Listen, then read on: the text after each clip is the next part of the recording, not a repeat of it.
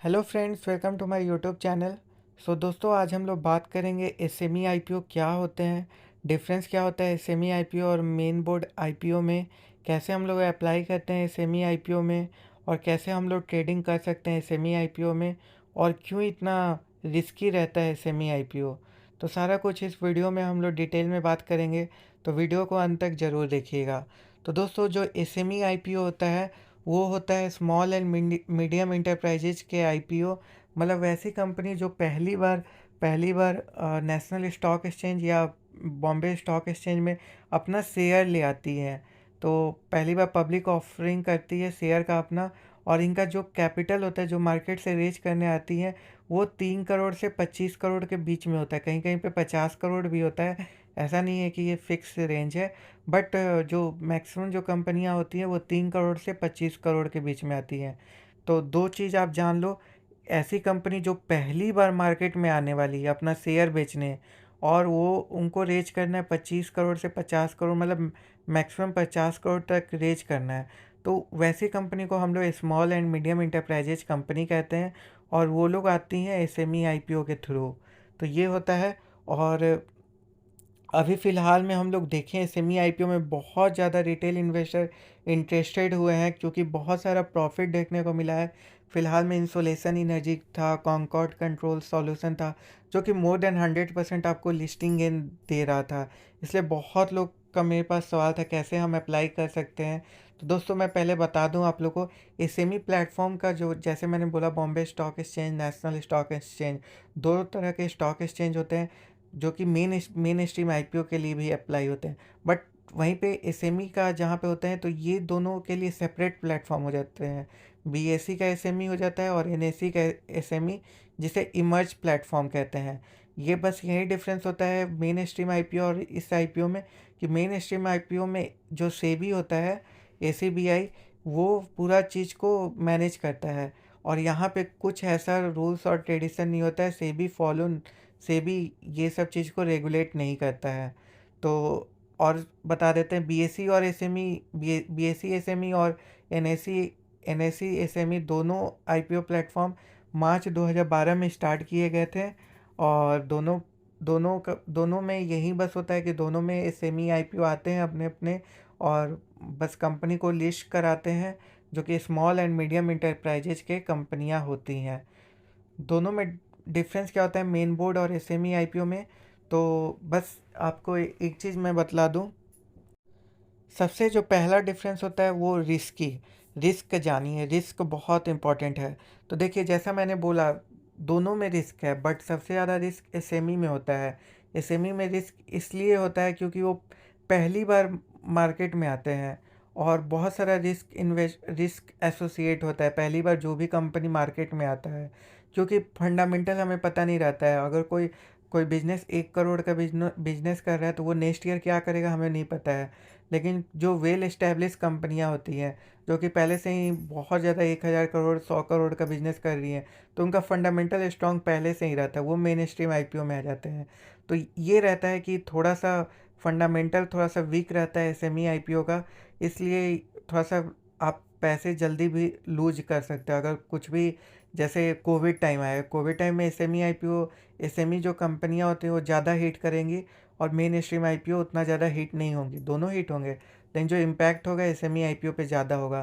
तो अगर इम्पैक्ट ज़्यादा होगा तो शेयर फॉल होंगे, और इसमें कौन फंसेगा, तो रिटेल इन्वेस्टर फंसेंगे। तो रिस्की कौन होता है ज़्यादा, तो एसएमई आईपीओ रिस्की होता है मेन स्ट्रीम आईपीओ से। फिर जो एसएमई आईपीओ में इन्वेस्टिंग होता है, बहुत बड़ा एप्लीकेशन होता है, बिग एप्लीकेशन होता है, लॉट साइज बहुत बड़ा होता है। मतलब आप समझ जाइए कि मेन स्ट्रीम आईपीओ में आप अप्लाई करते हैं एज ए रिटेल इन्वेस्टर, तो आपको सिर्फ सिर्फ 14,986, 14,850, मतलब 15,000 से नीचे आपको एक लॉट मिल जाता है। लेकिन वहीं पे अगर एसएमई में आपको अप्लाई करना है तो आपको मिनिमम 1 लाख रुपए अप्लाई करना पड़ता है।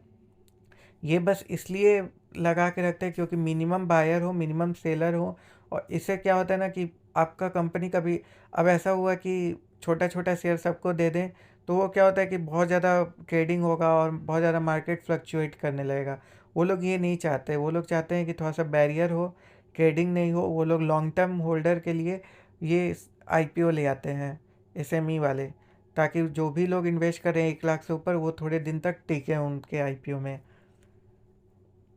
फिर और भी एक चीज़ होता है कि जो बड़े बड़े एसएमई आईपीओ जो ले लेते हैं उनको सेल करने में फिर दिक्कत होता है, क्योंकि जब सेल करने जाते हैं तो बायर नहीं मिलता है। तो ये भी एक प्रॉब्लम होता है। मैं बहुत बार देखा हूँ, मैं खुद से फील किया हूँ कि मेरे को बायर नहीं मिल रहा था। मैं लगातार आपको 3 वीक तक मैं सेल का ऑप्शन लगा रहा था और बायर मेरे को नहीं मिल रहा था। तो ये भी एक थोड़ा सा प्रॉब्लम होता है एसएमई आईपीओ के साथ। फिर फिर थर्ड जो प्रॉब्लम रहता है, सेबी पिक्चर में नहीं होता है। जैसा मैंने बताया था कि सेबी रेगुलेट नहीं करता है एसएमई आईपीओ को, वहीं पे मेन स्ट्रीम आईपीओ में सेबी पिक्चर में रहता है। फिर चौथा होता है कि आपको डिफरेंट रूल्स अबाउट प्रॉफिटेबिलिटी। मतलब इसका मतलब ये है ना कि कंपनी जो भी है, इसका मतलब ये है कि कंपनी का नेटवर्थ 3 करोड़ का होना चाहिए। ये होता है एसएमई आईपीओ के लिए। वहीं पे सेबी का होता है 15 करोड़ मिनिमम होना चाहिए आपके 3 साल में। प्री टैक्स ऑपरेटिंग प्रॉफिट, ये 15 करोड़ का आपको कहीं ना कहीं दिखाना है 3 से 5 साल के बीच में। ये होता है डिफरेंट रूल अबाउट प्रॉफिटेबिलिटी। फिर नेटवर्थ जो रिक्वायरमेंट होता है, तो जो सेबी रिक्वायर करता है मेन बोर्ड आईपीओ का, कि इनका नेटवर्थ एटलीस्ट 1 करोड़ का होना चाहिए। तीन तीन साल जो भी 3 साल में है नेटवर्क 1 करोड़ का होना चाहिए। तो और एसएमई का होता है कि बस लेटेस्ट में 1 करोड़ का टच कर जाए। तो ये होता है, बहुत तरह के डिफरेंसेज होते हैं। एसएमई आईपीओ आप मान ले कि एक प्रकार से रिस्की होता है। और इसमें क्या होता है, रिटेल इन्वेस्टर और सिर्फ एनआईआई ही जाते हैं, क्यूआईबी उसमें बहुत कम ही में अप्लाई करते हैं, क्यूआईबी को पोर्शन मिलता है। फिर क्वेश्चन रहता है कि आप कैसे अप्लाई कर सकते हैं एसएमई आईपीओ में। तो आपको कुछ नहीं करना है, मैं दिखा दे रहा हूँ एक सैम्पल आपको कैसे अप्लाई करना है। आपको गूगल पे जाना है। गूगल पे आपको बस बीएसई सर्च करना है, बॉम्बे स्टॉक एक्सचेंज BSEindia.com। जैसे ही आप ये सर्च करेंगे आपको बॉम्बे स्टॉक एक्सचेंज का खुल जाएगा पेज। जैसे ही पेज खुल जाएगा आपको क्या करना है, यहाँ पे आप लोग को मैं स्टेप बाय स्टेप दिखा दे रहा हूँ कि कैसे आप लोग को परचेज करना है। तो अभी हम लोग स्क्रॉल कर रहे हैं, देख रहे हैं कहीं पे भी ऑप्शन आ रहा है क्या। तो यहाँ पे एक ऑप्शन आ रहा है पब्लिक इशू का। तो पब्लिक इशू पे हम लोग जाएंगे और पब्लिक इशू में देख सकते हैं कि अभी जो लाइव चल रहा है Pace e commerce venture limited, ये दोस्तों एसएमई का आईपीओ है। तो बस इस पर हम लोग क्लिक कर देंगे। ये जैसे ही क्लिक कर देंगे हम लोग, तो ये साइट आपको टाइम ले रहा है, खुल रहा है। तो ये खुल गया। यहाँ पे देख सकते हैं कि पेस ई कॉमर्स वेंचर का खुल गया, बीएसई के साइट से मैं खोला हूँ। तो हमेशा याद रखें।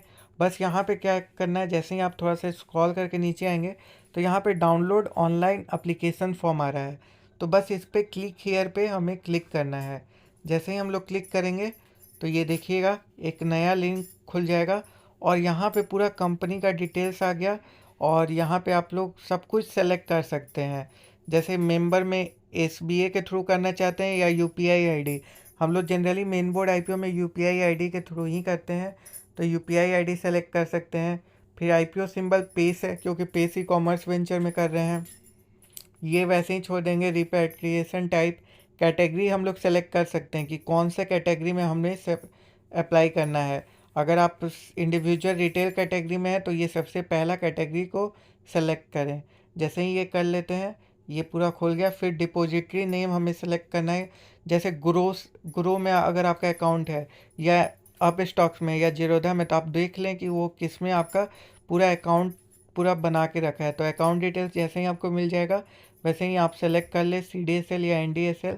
जैसे ही ये आप सेलेक्ट कर लेंगे आपको पूरा client ID, client name, email और यहाँ पे पैन नंबर, ये सब कुछ आपको एंट्री करना पड़ेगा। जैसे ही एक बार आप सब एंट्री कर देंगे, जैसे ही आप सब एंट्री कर देंगे आपको बस यहाँ पे कैप्चर डालना है और फिर जाकर यहाँ पे रीड टर्म्स एंड कंडीशन को एग्री करना है और सबमिट कर देना है। जैसे ही सबमिट कर देंगे आपके पास मैंडेट चला जाएगा। मैंडेट को आप अप्रूव करेंगे तो आपके पास वो अलॉट मतलब आप एप्लीकेशन के लिए बिडिंग आपका सक्सेसफुल हो जाएगा। तो जैसे ही सक्सेसफुल हो जाएगा फिर आपको क्या करना है, अगर आपके पास जीरोधा से आप कर रहे हैं तो जीरोधा में आप इजीली बाई और सेल कर सकते हैं। अगर आप एंजल ब्रोकिंग और ये सब अप स्टॉक्स या ग्रो से कर रहे हैं, तो इन तीनों में थोड़ा डिफरेंट प्रोसीजर होता है। उसके लिए मैं अलग वीडियो में आपको डिटेल में समझाऊंगा। Thank you for watching this video. If you are new to my channel, please do subscribe my channel. कोई भी डाउट होगा तो आप लोग कमेंट बॉक्स में कमेंट करके पूछ सकते हैं। थैंक यू एंड जय हिंद दोस्तों।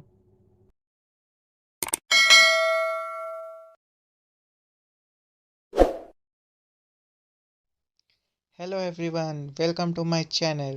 So my channel is all about the stock market update.